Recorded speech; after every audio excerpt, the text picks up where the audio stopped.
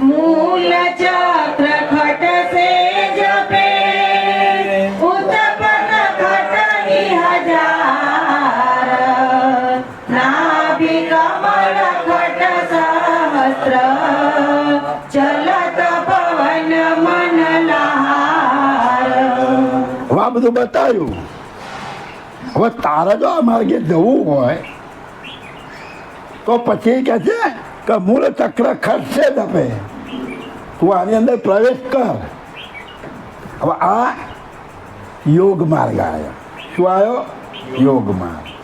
હવે આ જે પ્રણવ તમારો જે ચાલી રહ્યો છે એ પ્રણવ યોગ માર્ગ દ્વારા બ્રહ્મરંધ્રમાં જો લઈ જવો હોય તો કઈ રીતે જાય?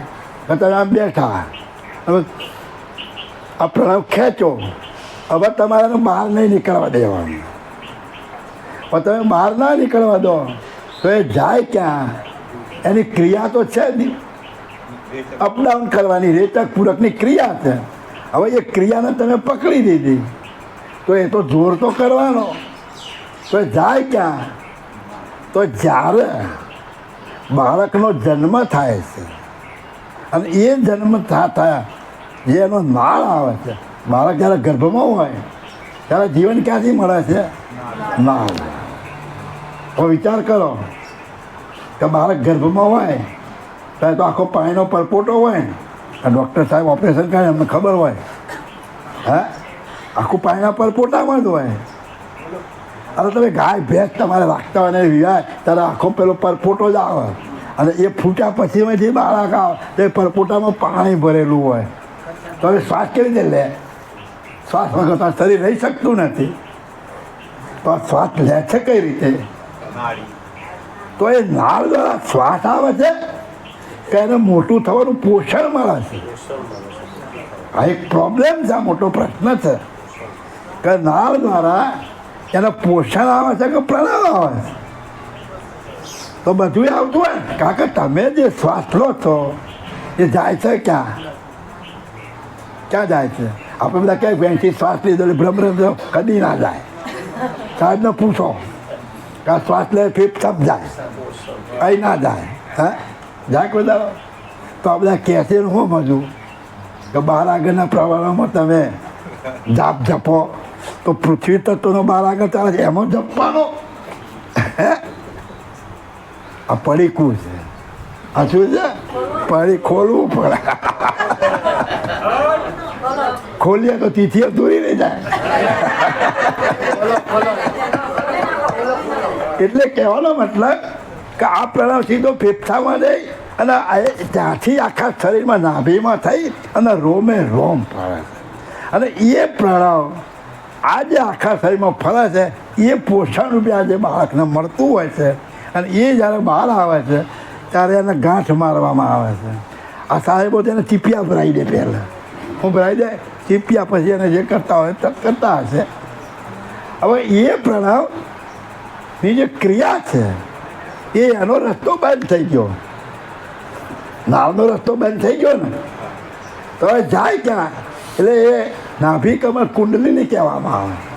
એમાં પ્રવેશદ્વારમાં ઘૂસી બંકના દ્વારા થઈને બહાર આવી અને પાછો જાય અને પાછો જાય પાછો આવે. આ બે ક્રિયા થાય અને અંશ જો ના આવે તો પછી મરી જાય. મરી જાય સાહેબ, બેટલી જ ક્રિયા કરી શકે. જાય આવે જાય બસ ત્યાં અંશ બિરાજમાન થવો જોઈએ. ઘણા કહે છે ભાઈ ડૉક્ટરી લાઈનમાં કે એને પમ્પિંગ કરે કંઈક કરે પછી પાછો જીવ આવે, પણ એ કોઈ ખામી હોય ને ક્યાંક ભરેલો હોય તો, બાકી નવો તો કોઈ પૂરી શકે એવું નથી.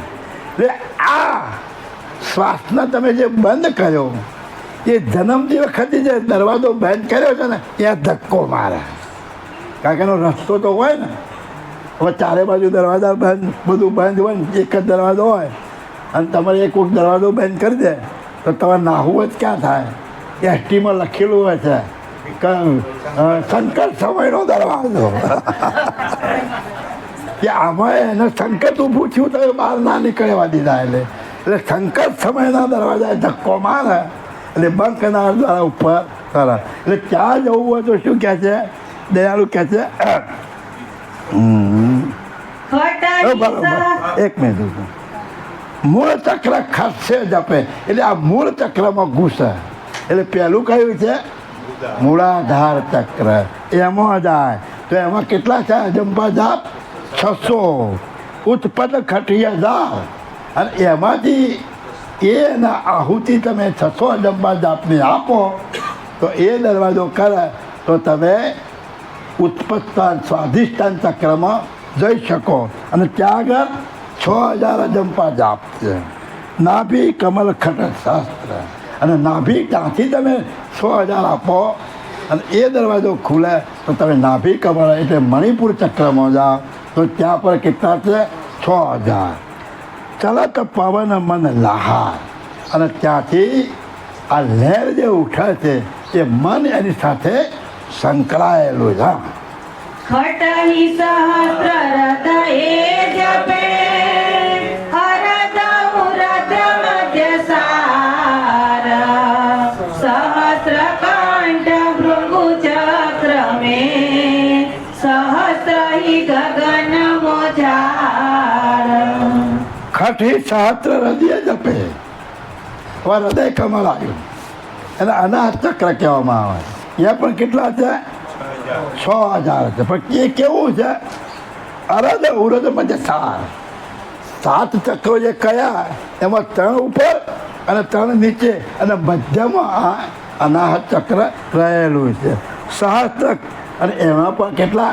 6000 અજંપા જાપ જપવા પડે. સહસ્ત્ર કંઠ ભૃગુ ચક્ર મેં સહસ્ત્ર ગગન મોજા.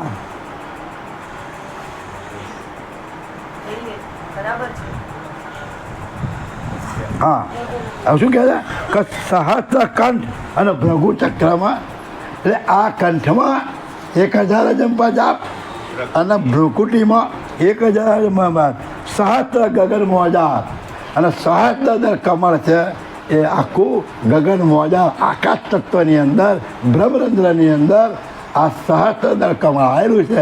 એમાં પણ 1000 અજંપા જાપ જપાય છે. હા એહી વિધિ સમરણ હોત હે રાત દિવસ એક તાર કહે કુબેર દામે દમે સમરો ને સર્જનહાર.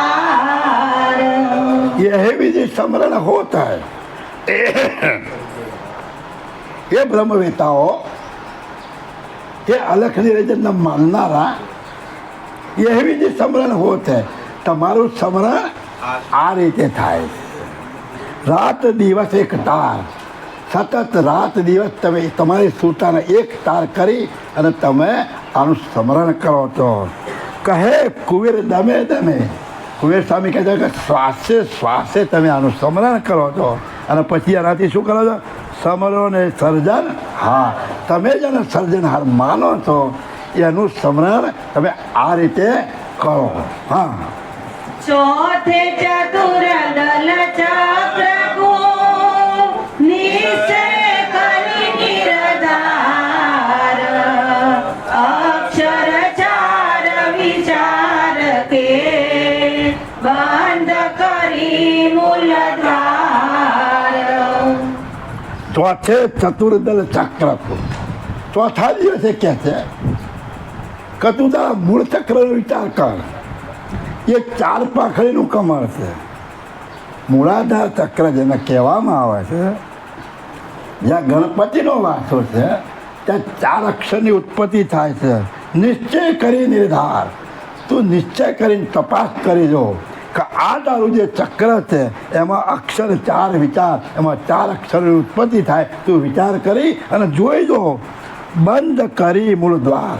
આ મૂળ દ્વારને તું બંધ કરી અને તું તપાસ કર તો આમાં 4 અક્ષરોની ઉત્પત્તિ થાય. હા ખટ સે જાપ જપી જપા દે ગવરી સુતદાન ઓર ચક્ર બ્રહ્મા તણુ તામે કર પરિયાન.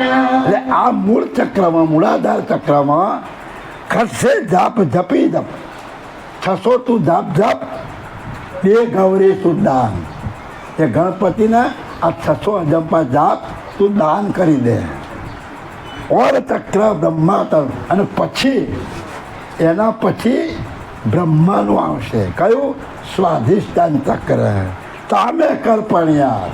આ 600 અજંપા જાપ જપી અને આ ગૌરી સૂતનું તું અર્પણ કરી તો તને એ ગૌરી સૂત રસ્તો કરી આપશે, તો તું બ્રહ્માના સ્વાધિષ્ઠાન ચક્રમાં પ્રવેશ કરી શકીશ. હા.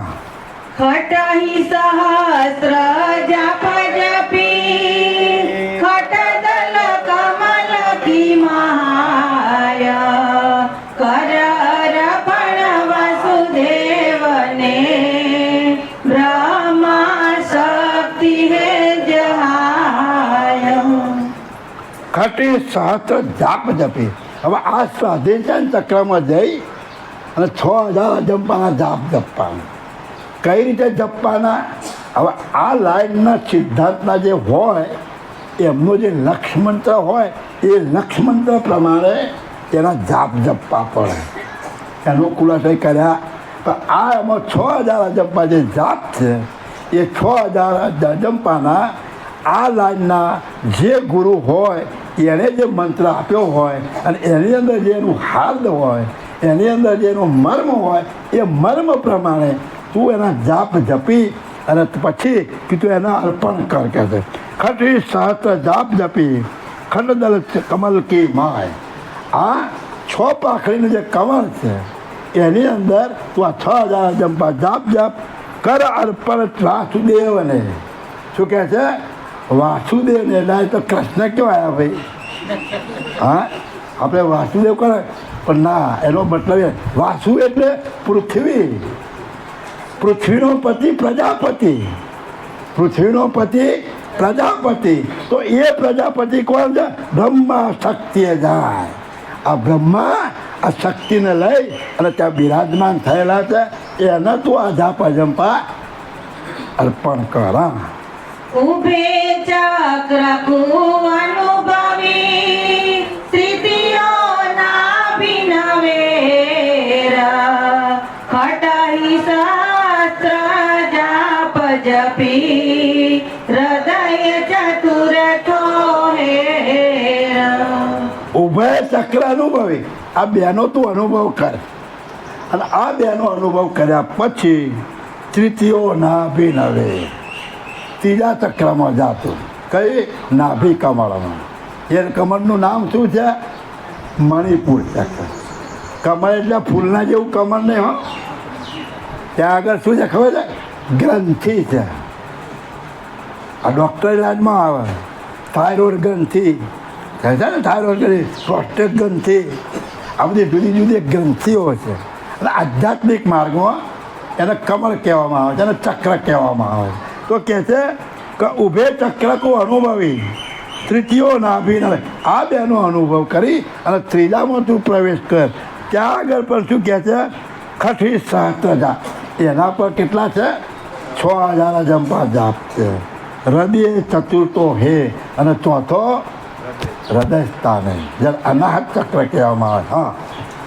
હદે કમલ દલ દ્વાદશ દેવ નિરંજન જહાય ખટહિ શાસ્ત્ર જાપ જપી કર અર્પણ તું તહાય. હૃદય કમળ દલ દ્વાદશ. પણ હૃદય કમળ કેટલું છે? 12 પાંખડીનું. એમાં કેટલા અક્ષર ઉત્પન્ન થાય? 12. જેટલી પાંખડી કમળની એટલા અક્ષરની એમાં ઉત્પત્તિ થાય. દેવ નિરંજન જાય. ત્યાં નિરંજન દેવનો વાતો બતાવ્યો છે. ખટહિ સહસ્ત્ર જાપ જપી એટલે 6000 જાપ જપી કર અર્પણ તું તા. એ 6000 અજંપાના જાપ જપી અને નિરંજન દેવને તું અર્પણ કર. હા. સહસ્ર જાપ કંઠે જપે જાગે પતિ શિવરાય વે સહસ્ત્ર ભૃગુ ગગન में सत कुबेर मिलाय. સહસ્ત્ર જાપ કંઠે જપે. હવે એનાથી આગળ જાઓ તો વિશુદ્ધ ચક્ર આવ્યું. તો ત્યાં આગળ કેટલા છે? 16 પાંખડીનું કમળ, 16 અક્ષરની ઉત્પત્તિ થાય. અને ત્યાં કેટલા જાપ છે? 1000. કેટલા? 1000. જાકે પતિ શિવરાય. ત્યાં કોનો વાસો છે? શિવનો વાસો છે. હે સહસ્ત્ર ભૃગુ ગગન મેં. અને એનાથી ઉપર જાય તો ભ્રગુટી ઉપર જાય. અને ત્યાં કેટલા છે? 1000 અજંપા જાપ. 2 પાંખડીનો કવર, 2 અક્ષરની ઉત્પત્તિ થાય. સતકુવેર મેલાય. સતકુવેર સાહેબ કહે છે કે તું ત્યાં આગળ તારી સ્થૂળતાને મૂકી અને આ તપાસ કરીને તું જો. હા, પંચવટી પરમાત્મા આત્મા જાપ જંપા જુક્ત સે છૂટે જીવમતી માંદ. હવે આગળ એક વાત રહી ગઈ કે ભ્રગુટીમાં 2 અક્ષર અને એના ઉપર 5મું સહસ્ત્ર કમળ છે. એમાં પણ 1000 અજંપા જાપ વધ્યા. પછી શું કીધું કે પંચવટી પરમાત્મા. આ બધું વટી અને તું જેને પરમાત્મા કહે છે એ પરમાત્મા સ્વરૂપ આ સ્ટેજ ઉપર તને દેખાશે. આત્મા આપ અબન. તું જે આત્મા રૂપે રહ્યો છે એ આત્મારૂપી તારું જે સ્વરૂપ છે એ આ પરમાત્માની સાથે તું જોડી જેની સાથે સંબંધ રહેલો છે. જાપ અજંપા યુક્ત છે. આ અજંપા જાપની જે યુક્તિ બતાવી એ યુક્તિ પ્રમાણે આ માર્ગે તું ચડી અને ત્યાં જા તો કહે છે છૂટે જીવ મતિ મંદ. તો આ જીવ ગતિમાં તું રમી રહ્યો છે. તારી જે જીવ ગતિ છે એ જીવ ગતિમાંથી શિવ ગતિ તારી બની જશે. તું આની સાથે એકતા કરી તો તું જેને પરમાત્મા માની રહ્યો છે એ આ સ્ટેજ ઉપર પરમાત્મા સ્વરૂપ રહેલું છે અને તારી ગતિ જીવમાંથી શિવ ગતિ થઈ જશે. હા, તરણી પવન મન ધીર કરી સુધો કરી મેરુ શિરા ચંદા સુર ઉલટા ધરી સમવત હોય શરીર.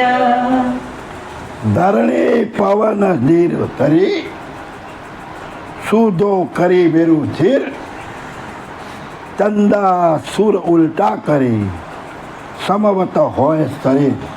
આ તારે બધું કરવું હોય તો સીધો બેસી જા. થોડું આસન લગાવી દે અને એ આસન લગાવી અને તારો મેરુદંડ સીધો કરી દે. અને એ મેરુદંડ સીધો કરી અને આ તારી નેત્ર દ્વારા તું જે જોવે છે સુરતા દ્વારા એ નેત્ર ઉલટો કરી અને કહે છે કે તું ચંદા સુર ઉલટા કરી સમવત હોય શરીર. આ ઉલટી કરી અને તારી દ્રષ્ટિને ઉલટી કરી અને તારી વૃત્તિ એ જશે તો આ શરીર તારું સમવત સ્થિર બની જશે. કેવું થઈ જશે? સ્થિર, સમવત, શાંત. કોઈ પણ ક્રિયા અટકી જશે. હા, સમદમ સાધન સાધકે વંદનાલ વિધિ જાણ્યા ગતિમતિ ગગન ગગન ચડી પરસન પદ નિર્વાણ્ય. આ રીતે તું સાધના સાધી અને શબ્દમ સાધન સાધકે આ પ્રણવને શબ્દમ કરી અને આનું સાધન આ સાધીશ તું તો વંકનાળ વિધે જાય. આ વંકનાળ પ્રમાણે આ વંકનાળ દ્વારા તું ઉપર ચડ. ગતિ મતિ ગવન ગગન ચડી. તારી ગતિ અને તારી મતિ. આ ગતિ તને જે ગુરુ દ્વારા, મતિમાં જે તને ગુરુએ જે તમને જ્ઞાન આપ્યું છે આ માર્ગનું એ જ્ઞાનને સમજી અને તારી ગતિમતીથી તું આ રસ્તામાં પ્રવેશ કરી અને તું કહે છે ગગન ગગન ચડી. આ આકાશ માર્ગની અંદર તું ગવન કર, તું એની અંદર પ્રણય કર. પરસન પદ નિર્વાણ. આ ત્યાં આગળ સમરૂપી ભરપૂર ભરેલું જે પદ રહેલું છે જેને નિર્વાણ પદ કહેવામાં આવે છે એને તું સ્પર્શી શકીશ. બધા અક્ષરો પતી ગયા. પ્રકૃતિ આવી પછી ત્યાં અક્ષરો પછી કેવું પદ આવ્યું? નિર્વાણ, એટલે વાણી રહિત.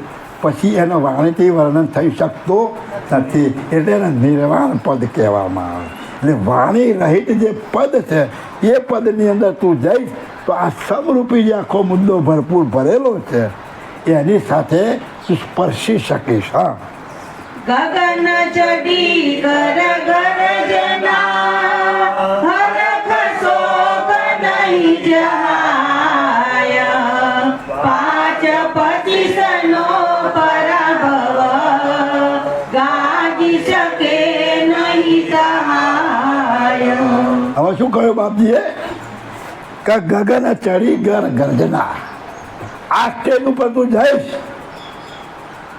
અને ત્યાં જઈને ગર્જના કર. કોણ ગર્જના કરે છે? બધા કે ને કે અનહદ નાદ વાગે. હે, અનહદ નાદ વાગી રહ્યા છે, અનેક પ્રકારના વાજિંદો વાગી રહ્યા છે. તો આ બ્રહ્મરંધ્રની અંદર આ અનેક પ્રકારના વાજા ત્યાં વાગી રહ્યા છે. આ ગર્જના તું હરખ શોક નહીં જાય. ત્યાં પછી કોઈ હરખ શોક છે? કારણ કે જે હરખ શોક હતો એ તો બધું ભ્રગુટીથી નીચેના સ્થાનમાં છે, અને આ તો બધું ઉપરનો સ્ટેજ આવી ગયો. કયો સ્ટેજ આવ્યો? બીજા સંપ્રદાયોમાં ગવાય છે. બીજા સંપ્રદાયોમાં ગવાય છે. કયું ગવાય છે? ઉલટ હંસા અને ગગન ચડ્યો. ઉલટ હંસા ગગન ચડ્યો ત્રિવેણીના ઘાટમાં. હંસને એક હંસ મળ્યો, મોતીનો એ ચારો ચડતા. આ પ્રણવને હંસ કહેવામાં આવે. અને આ પ્રણવને તમે બંધ કર્યો એને ઉલટાઈ ચડાયો બંકનાર દ્વારા ઉપર, અને આ પ્રકૃતિ ઉપર આવ્યો. અને આ ઉપરનું જે બ્રહ્મરંધ્ર સહસ્ત્ર કમળ આવ્યું એને માન સરોવર, આ બીજા મત પંથવાળા છે એને માન સરોવર કહેવામાં આવે છે. કે હંસને એક હંસ મળ્યો. આ હંસ ત્યાં ગયો એટલે સમરૂપે જે મૂળ જીવન જેનું આવે છે એ હંસ સ્વરૂપ ત્યાં રહેલું છે. આ બેની એકતા થાય છે. ત્યાં શું કહે છે? કે મોતીનો એ ચારો ચડતા. કયું મોતી? ત્યાં શું છે? જ્યોતિનારાયણ. ત્યાં કોણ છે? જ્યોતિનારાયણ. અને એ જ્યોતિનારાયણ શું કરે છે? બીજક ઉત્પન્ન કરે છે. શું કરે છે? બીજક ઉત્પન્ન કરે. અને એ બીજકનો જે પ્રકાશ છે એ આ હંસ જે ગયો એને નિરખી અને મશગુલ બની અને એનો આનંદ લે છે. એટલે કહે છે ત્યાં શું કહે છે? પર ગગન ચડી કર ગર્જના હરખ શોક નહીં જાય પંચ 25નો પ્રભાવ. ત્યાં આગળ આ 5 તત્વની જે 25 પ્રકૃતિ છે એનો પ્રભાવ પછી એ દેશમાં ચાલતો નથી. ગાજી શકે નહીં થાય પછી તું ગાજો નહીં જાય કોઈનાથી. આપણે કાળી ચૌદશ આવે એટલે છોકરાને કે મેચનું ટીલું કરો એટલે કોઈનો ગાજો ના જાય. હે, આવી માનંદી હતી પહેલાં આવી માનંદી હતી. એટલે કે તું આ સ્ટેજ ઉપર જઈશ પછી કોઈ તત્વ, કોઈ પણ પ્રકારની પ્રકૃતિ તને પછી નડતર રૂપ થશે નહીં. હા, અનભે પ્રગટે આપ મેં નિરખીને નિરમલ જ્યોત કાલ જાલ વ્યાપે નહીં આત્મા બૌદ્યોત. અનબે પ્રગટે આપ મેં નિરખીને નિર્મળ જ્યોત. શું કહ્યું? આ સ્ટેજ ઉપર આ નિર્મળ જ્યોતને તું જો, અને એ નિર્મળ તું જ્યોત જોઈ એટલે અનબે પ્રગટે આપ મેં તને આનો અનુભવ તારામાં પ્રગટ થશે. આ મુદ્દાનો અનુભવ આ સ્ટેજ ઉપર તને થશે. કાલ જાલ વ્યાપે નહીં. ત્યાં કોઈ જાતની કાળજાળ વ્યાપી શકતી નથી.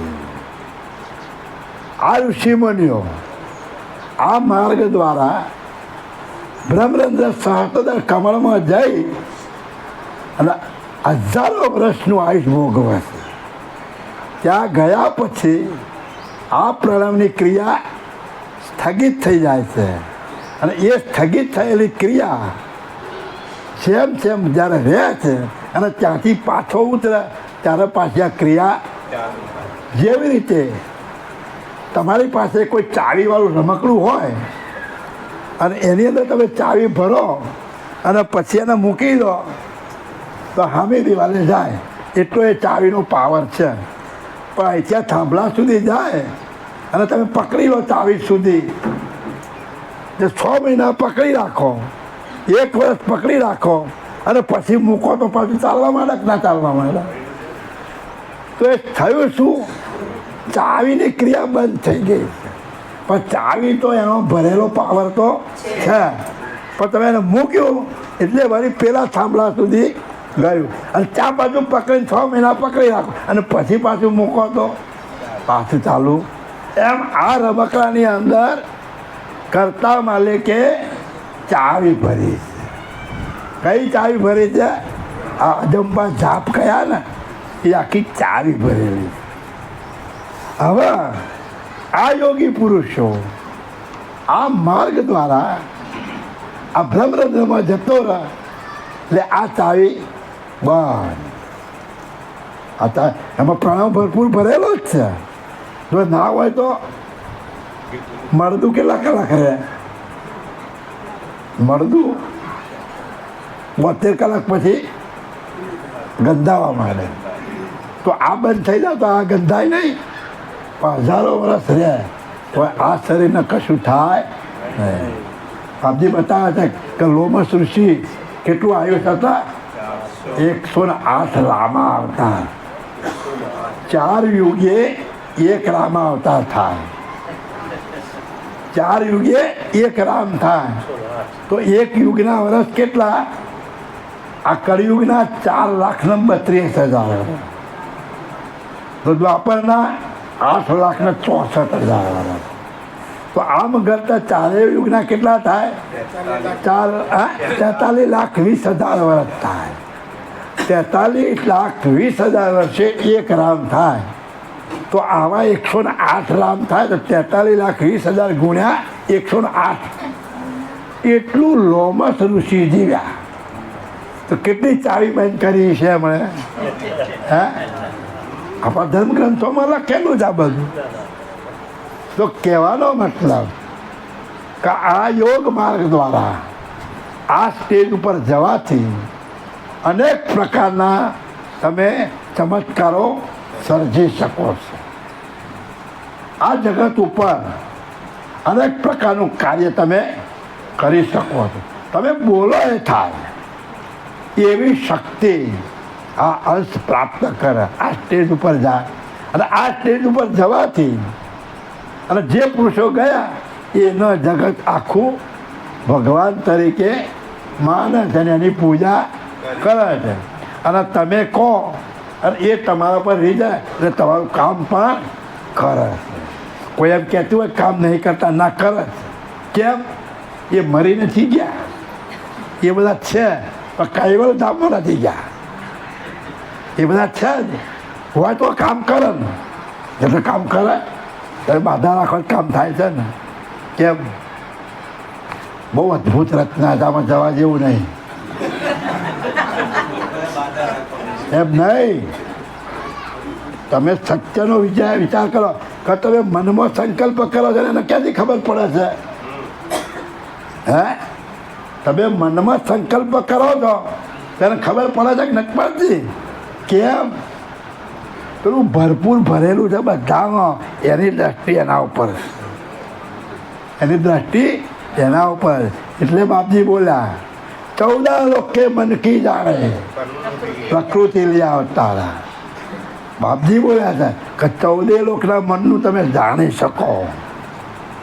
નહીં તો ખોટું પડે. બાપજીનું વાક્ય ખોટું પડે. તો તમારી દ્રષ્ટિ આ સમપ્રણય ઉપર જો જતી રહે તો તમારામાં તમે કયો સંકલ્પ વિકલ્પ કર્યો છે ત્યાં સાધનાર જાણી શકે. પણ શું કહે છે? એક પ્રકૃતિનું પૂતળું જ કહેવાય. એને પોતાનું સ્વરૂપ અને માલિકનું સ્વરૂપ જાણ્યો નથી. અને બે પ્રગટે આપમે. આ સ્ટેજ ઉપર જવાથી તને આનો અનુભવ થશે. શાનો અનુભવ થશે? આજે પરમ પદ રૂપે તમે જેને માની રાખો એ કેવું વિશાળ અને કેટલું ગહન છે એનો અનુભવ દયાળુ કહે છે તમને થશે. કેનાથી? નિરખી નિર્મળ જ્યોત. આ જ્યોતિ સ્વરૂપને જોશો તો આ અનુભવ તમને પ્રાપ્ત થશે. કાળ જાળ વ્યાપે ત્યાં કોઈ પણ પ્રકારનો કાળ જાળ વ્યાપતો નથી.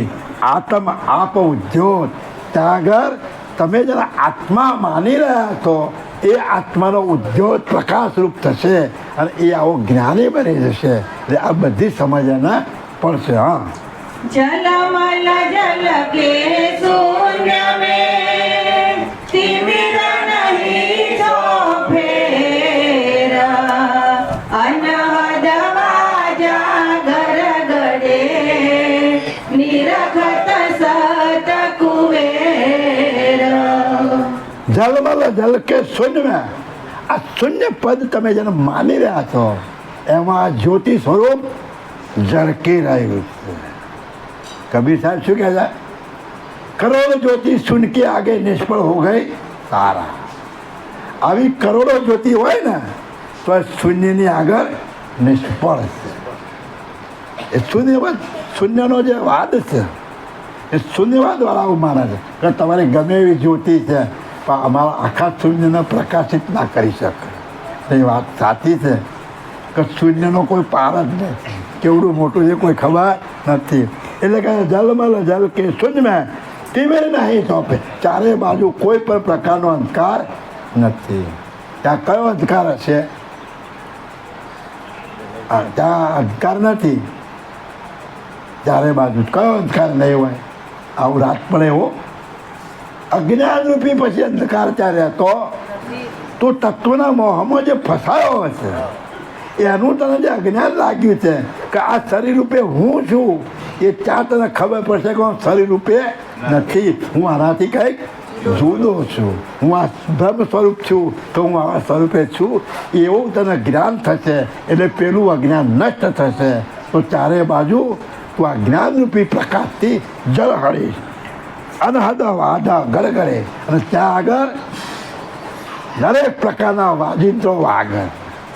હવે આપણે જુદા જુદા વાદા વગાડીએ ને, તબલા વગાડીએ, હાર્મોનિયમ વગાડીએ, શહેનાઈ વગાડીએ, આ બધો નાદ આ ઋષિ મુનિઓએ આમાં અનુભવ કરીને બહાર લાવ્યા છે. આ ઋષિ મુનિઓએ આ બ્રહ્મરંધ્રમાં જઈ અને અનેક પ્રકારના નાદનું શ્રવણ કરી અને એમણે પ્રત્યક્ષ જુદા જુદા વાજિંત્રોની અંદર આ તમને બહાર આ નાદ બતાવ્યો છે આ ઋષિ મુનિઓએ. એટલે કહે છે કે અનહદ વાજા ગળગળે નિરખત સત કુવેર. એટલે કુવેર સ્વામી મહારાજ કહે છે કે આ આત્મા સ્વરૂપે તમારી જે માનંદી છે આ સ્ટેજ ઉપર જશો તો આ અનહદ નાદનો તમે અનુભવ કરી શકશો. હા, છઠ મડનો કરતા સહી સાસ્વરૂપ પદ સોયા મન બુદ્ધિ ચિત્ત અહંકાર પર તત્વસી પદ જોયા. છઠ્ઠે મઠનો કરતા સહી.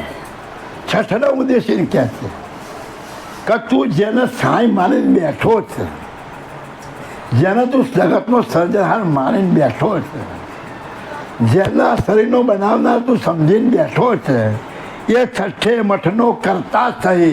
આ મઠરૂપી જે શરીર છે એનો કરતા તું જે માનીને બેઠો છે એ સ્વસ્વરૂપ પદ સોય. એ તું જેને સ્વસ્વરૂપ કહે છે એ આ સમરૂપે પદ રહેલું છે. એ તારું સ્વસ્વરૂપ તું એને માનીને બેઠો છે. એ તારું સ્વસ્વરૂપ આ સ્ટેજ ઉપર તારું આ પદ રહેલું છે. મન બુદ્ધ ચિત્ત અહંકાર પર, મન બુદ્ધિ ચિત્તના અહંકાર ઉપર તત્વ અસી પદ સોય. તારું જે અસી પદ છું તું જેનો અંશ કહે છે અને તારું જે અંશી પદ છે અથવા તો વેદોના 12 મહાવાક્યમાં તમ પદ તત્પદના અસી પદ તત્વમસી જેને કહેવામાં આવે છે એ અસી પદ આ સ્ટેજ ઉપર રહેલું છે. તો તત્વ અસી પદ સોય. આ અસી પદને તો જો આ સ્ટેજ ઉપર જઈ અને તું આ અસી પદનો સ્પર્શ કર અને આને તું જો. હા, સાંખ્ય યોગ તે જાણીએ દેહ તણો વિસ્તાર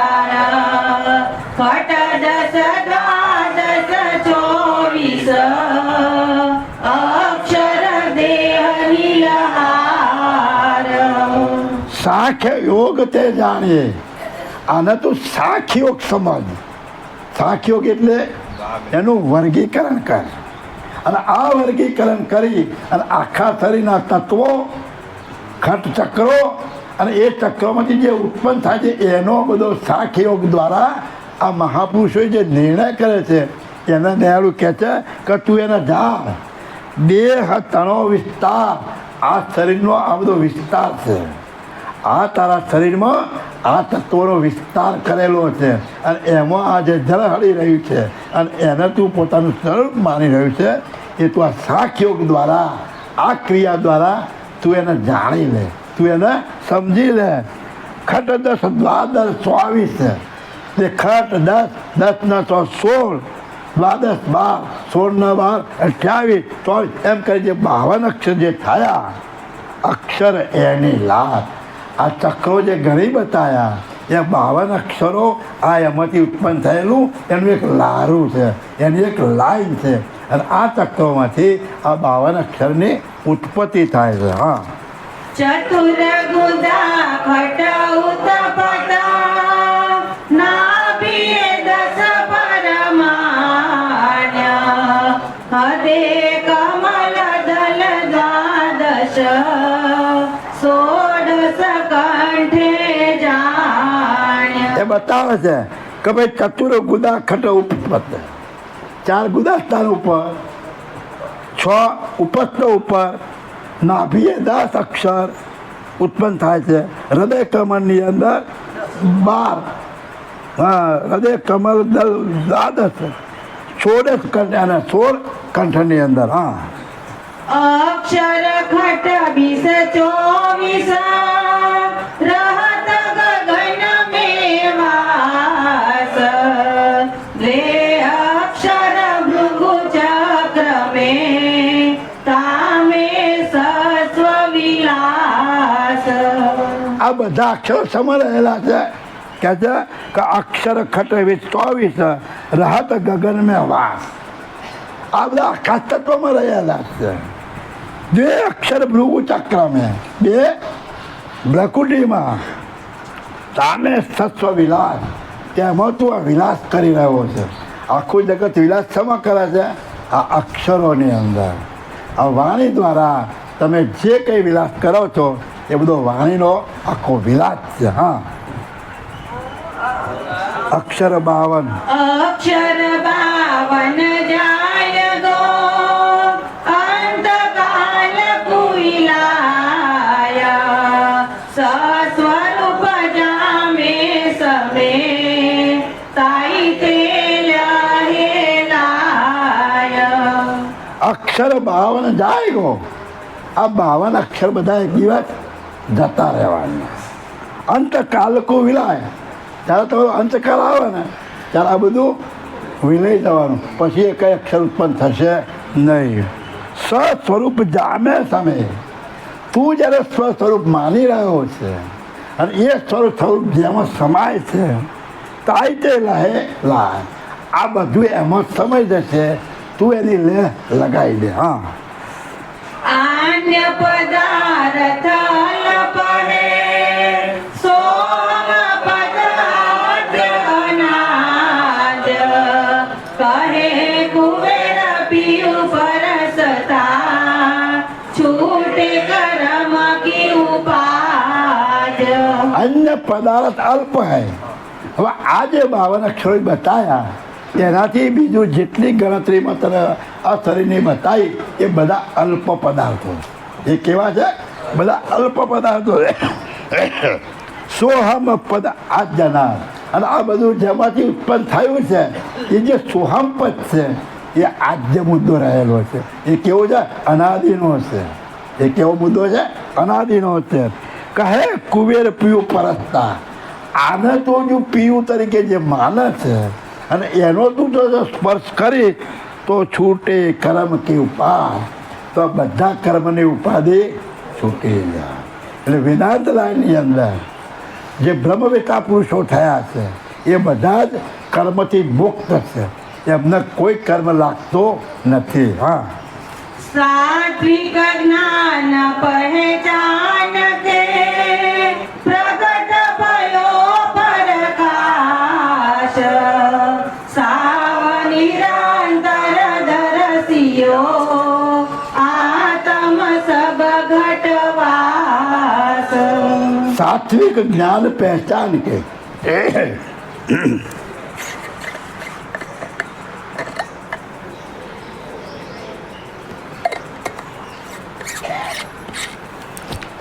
આ જે જ્ઞાન આપ્યું એ સાત્વિક જ્ઞાન મેં તને આપ્યું. બધી જ ક્રિયા કર્મથી રહિત કામ આપ્યા. આ તમે આખી ક્રિયા સાંભળી તો એમાં કોઈ કર્મકાંડ ખરો? એમાં કોઈ કર્મકાંડ ના. સીધો રસ્તો બતાવો કે આ રસ્તો તું જા અને તારી સુરતા નૂરતાથી આ સ્ટેજ ઉપર તું પહોંચી જા અને આ એટલે આ સાત્વિક જ્ઞાન પહેચાન કે આ જે કચ્છું એને તું જાણી લે અને એને જાણી પ્રગટ ભયો પ્રકાશ તો તને જ્ઞાનરૂપી પ્રકાશ થશે.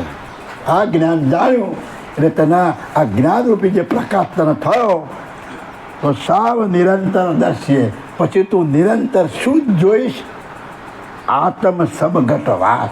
બધામાં આ જે વ્યાપક બ્રહ્મ તમે કહ્યું છે એ બધામાં આ વ્યાપક બધા જ ઘાટોમાં આ આત્મારૂપી મુદ્દો વસીન બધો રહેલો છે. क्षिति पावक जल पवन ही शून्य में स्वे प्रकाश लील पीत उज्ज्वल श्याम रंग सो सुरभास. क्षिति पावक जल पवन है शून्य में स्वे प्रकाश लील पीत उज्ज्वल श्याम રંગ એસો સુરભાસ. જેવી રીતે સૂર્યના કિરણોમાં 7 રંગ દેખાય છે એમ તું આ પદમાં જાય તો કહે છે કે આ બધા જ રંગ આ આત્માના પ્રકાશમાં દેખાય. તું જેવા ઘાટમાં જઈશ એવા ઘાટ પ્રમાણે તારું વર્તન કરવું એટલે જુદું જુદું તને દેખાશે.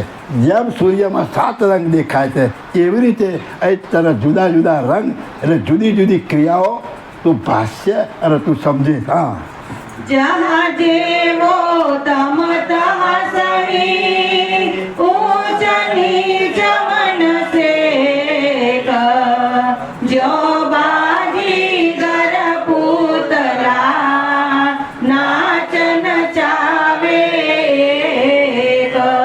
જા જેવો જમ તમતા જા તો જેમો છે ત્યાં તેવો તું રહ્યો થવાનો. આપણા એ ભજન કંઈક આવે છે ને કે મધુરમ મધુરમ મધુરમ બધું આવે છે ને કંઈક બધું ગાય તું જ્યાંમાં જેવું છે બધું મધુર જ છે. તું જ બધામાં વસેલો છે તો એનાથી જુદું કાંઈ છે નહીં. એટલે જા જેવો તેમ તું જે ઘાટમાં છે એ ઘાટ પ્રમાણે તું તારું વર્તન થશે. ઊંચ નીચ મન છે. આ ઊંચ ને નીચ તો બધું તને મનની એક કલ્પનાઓ છે. જા બાજીગર પૂતળા નાચ નચાવે છે. જેમ અનેક પૂતળાના બાજીગર નચાવે છે એમ તું જે પદને માની રહ્યો છે એ પદ બધામાં રહેલું છે અને એ બાજીગર છે અને આ બધા પૂતળાને નચાવે છે. પણ હવે આગળ ઉલ્લેખ આવશે. બોલો. जहाँ जेवो तम तह सही. હા, વાત કર. ऐसे सरजन एक है काट अनंत पार कीट पतंग ब्रह्मा लगे आप खिलावन हार. ऐसे સર્જન એક હૈ ઘાટ આનંદ અપાર. શું કીધું કે આવો સર્જનાર આવું સર્જન કરનાર એક છે. અનંત ઘાટો અપાર પાર વગરના ઘાટો છે. કીટ પતંગ બ્રહ્મા લગે. કીટ પતંગ બ્રહ્મા વિષ્ણુમય જેટલા ઘાટ છે બધા આપ ખેલાવન હાર. આ એક જ ખેલાવનાર. આ કોનો સિદ્ધાંત છે?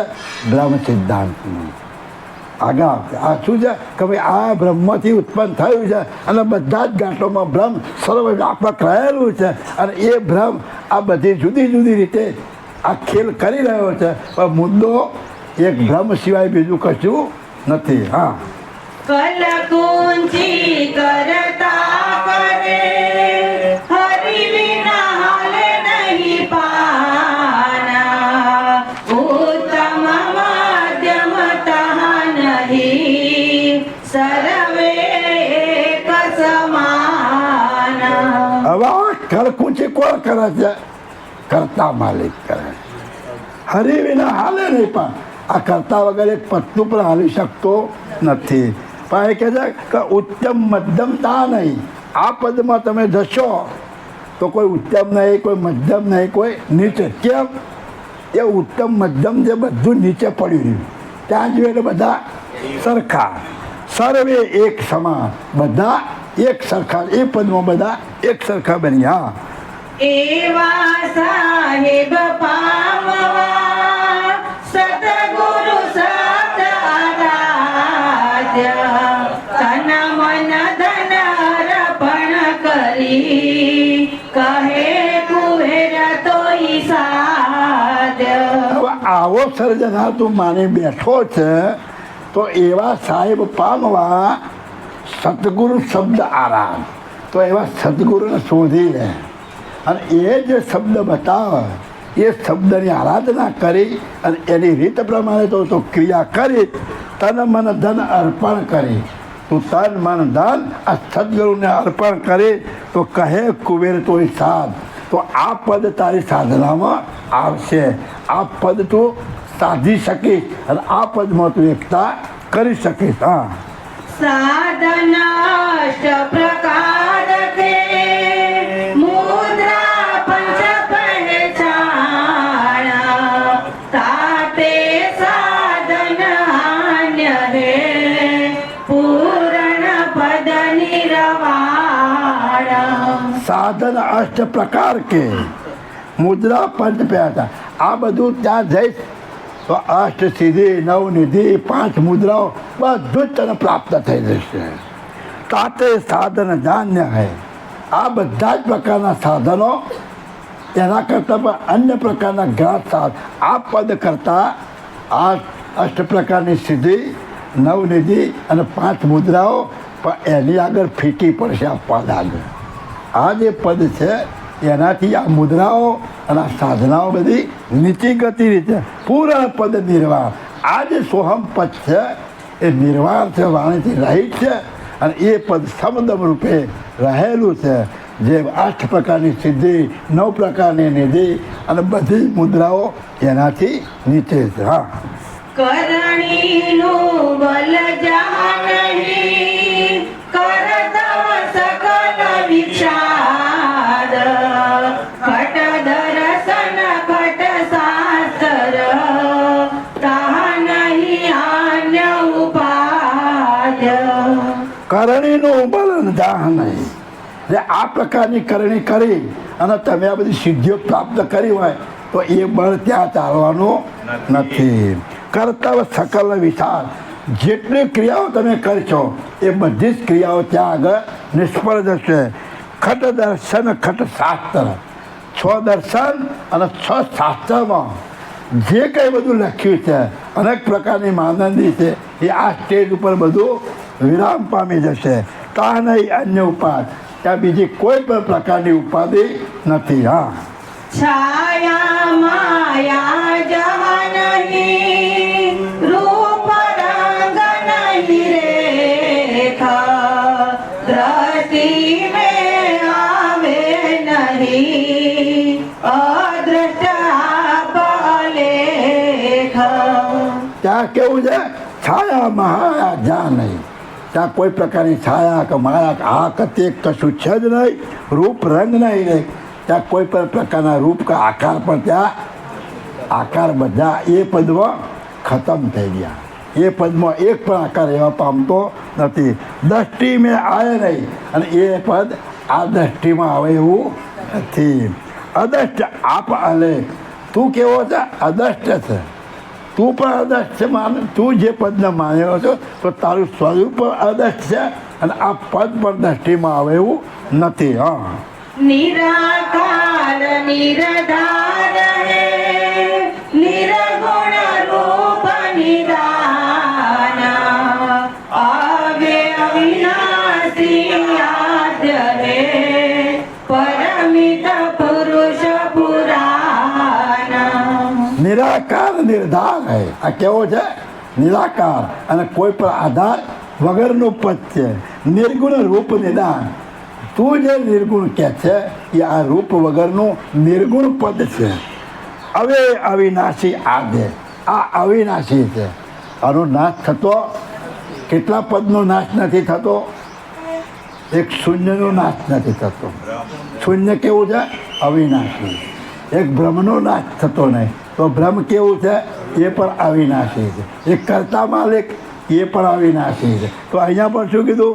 નિરાકાર નિર્ધાર હૈ નિર્ગુણ રૂપ નિદાન હવે અવિનાશી આદ્ય. આ પદ કેવું છે?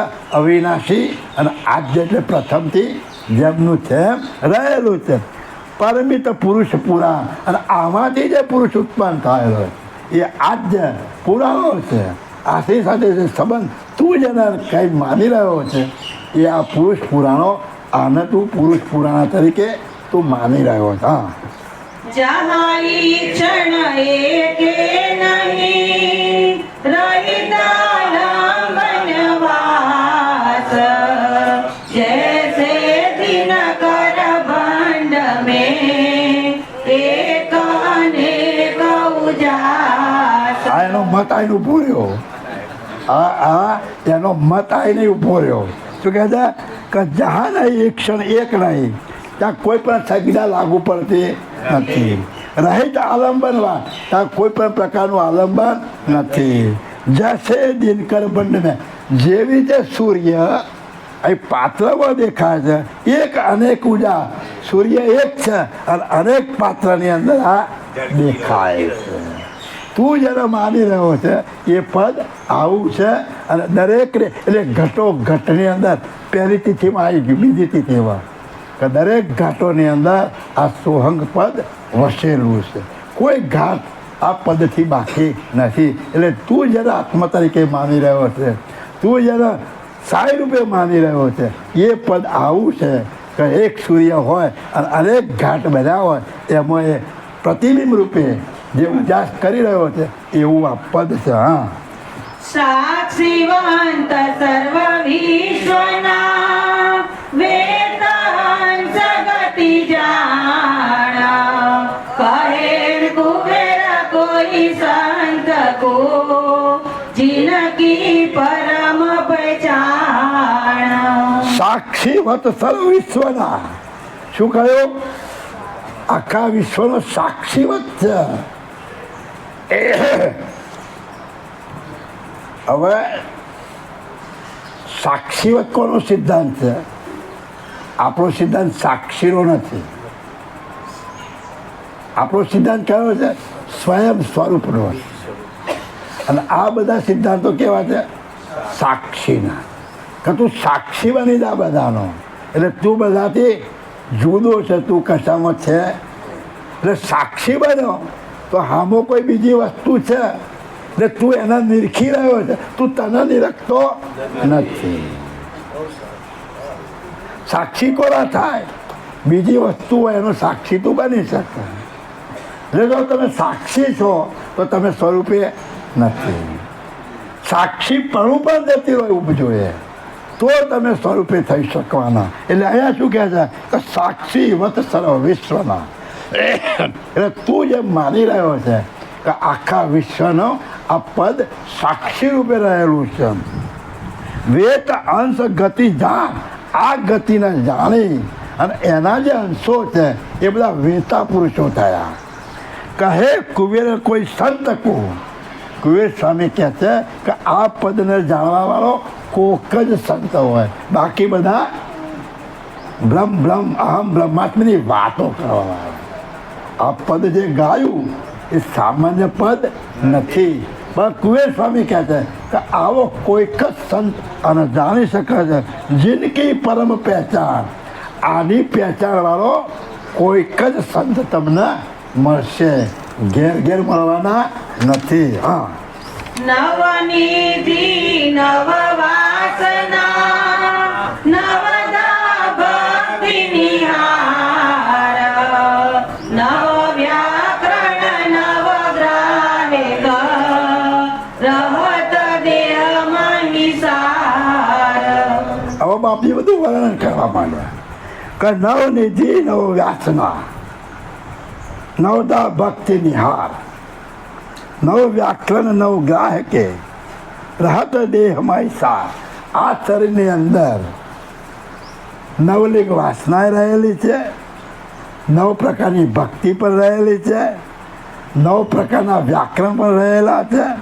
આ બધું જ આ શરીરમાં બધું જ આમાં રહેલું છે અને એનો ઉપયોગ તમે કરી શકો છો. હા, તાતે વરજિત વસ્ત હે શાસ્ત્ર રહિત અધ્યાસ સદા સર્વદા ઠાય હે નહીં ઉત્પન્ન ને નાશ.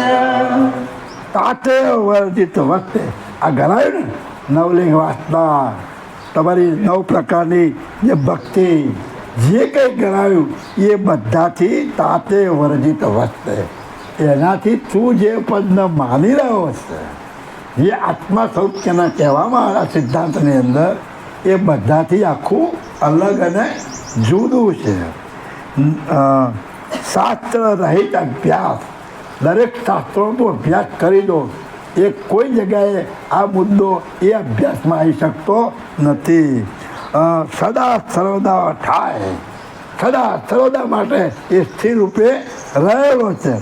નહીં ઉત્પન્ન ને નાશ, એની ઉત્પત્તિ કે નાશ થતો, બ્રહ્મની ઉત્પત્તિ થતી નથી, બ્રહ્મનો નાશ પણ થતો. આ સોહમ પદ આવું ભરપૂર ભરેલું છે. હા, जैसे लहर समुद्र की उठे अनंत अपार वायु योग उपजे खपे ऐसो सौ संसार. जैसे लहर समुद्र की उठे अनंत अपार. बापजी कहते हैं कि જેમ સમુદ્રની અંદર લહેર, શની લહેર, પાણીની લહેર, શના હિસાબે વાયુ યોગ ઉપજે અપાર. આ સમુદ્રની અંદર આ વાયુનો સંજોગ થવાથી અનેક પ્રકારની લહેર મોજા ઉત્પન્ન થાય છે. એસો સૌ સંસાર, એવી રીતે તમારી જે માનંદી છે આ બ્રહ્મની અંદરથી આખો સંસાર આ લહેર રૂપે ઉત્પન્ન થયો છે. હા, ब्रह्म समुद्र लहर है जीवन तो सब कोया जेती उठे जोर से तेती चाले सोया. એટલે દયાળુ કહે છે કે આ બ્રહ્મ સમુદ્ર લહેર હે. આ બ્રહ્મરૂપી જે સમુદ્ર છે એમાં લહેર હે જીવ જંતુ સબ કોઈ. એમાં લહેર રૂપે શું છે? અનેક પ્રકારના જે ઘાટ ઉત્પન્ન થયા એ લહેર રૂપે છે. આ સોહમ બ્રહ્મની અંદર 84 લાખ પ્રકારના જે ઘાટ છે એ સમુદ્રની લહેર રૂપે છે. એવી માનંદી કોની છે? આ બ્રહ્મ સિદ્ધાંત. જેથી ઉઠે જોર છે, જેટલું જોરથી ઉઠે તેથી ચાલે. સોય મોટો મોજું હોય તો વધારે ચાલે, નાનું મોજું હોય તો થોડું ચાલે, આમ થઈને મટી જાય અને મોટું આમ થઈને જાય. એટલે આ જગતમાં એટલે આ જગતમાં આપણે 50-50 વર્ષે મરી જઈએ તો પેલી દેવતાઓ એમના લાખ બે લાખ વર્ષે મરી જાય. તો મહાકારણવાળા વળી 10-15-25 લાખે મરી જાય અને વળી પરમકાંડ દેહમાં તો વળી જાય જ નહીં. એટલે જેવું લહેરનું મોજું એવું એમનું જીવન. હા, તેથી ચાલે સોય એ લહેર પ્રમાણે આ જગતના ઘાટો વર્તી રહ્યા. હા, બોલો. એસો જ્ઞાન વિચારીને તબ સાહેબ નહીં દૂર આસપાસ બાહેર મારી સમજ રહી ચકચૂર. એસો જ્ઞાન વિચારીએ, આ જ્ઞાનને તમે વિચારી જુઓ. તમે સાહેબ નહીં દૂર, તો તમે જેને સાહેબ માની રહ્યા છો એ તમારી દૂર છે જ નહીં. તમે ઓળખોત રહેલા છો. આ પદ ભરપૂર ભરેલું છે અને તમે સાહેબ એને માનો છો એટલે તમારાથી દૂર સાહેબ છે નહીં. આસપાસ બાહે આજુબાજુ ઉપર નીચે સમજ રહો ચકચૂર, બધામાં હું એક જ છું. અહમ બ્રહ્માસ્મિ, મારા સિવાય જગતમાં કોઈ છે જ નહીં. આ બધું મેં જ કરેલું છે, મને કંઈ લાગતું વળગતું છે જ નહીં.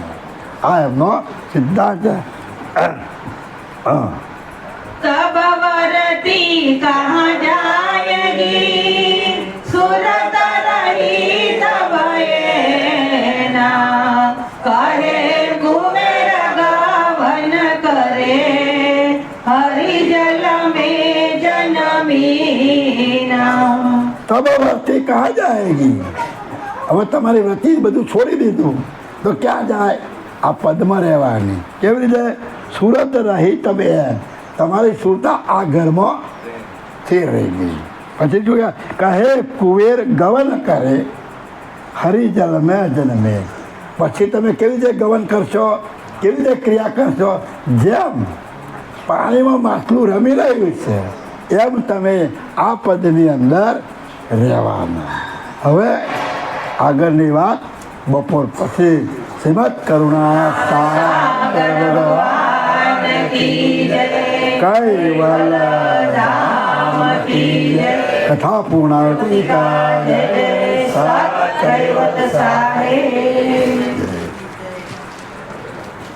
સત કેવલ સાહેબ સત્ય સાહેબ સત્ય.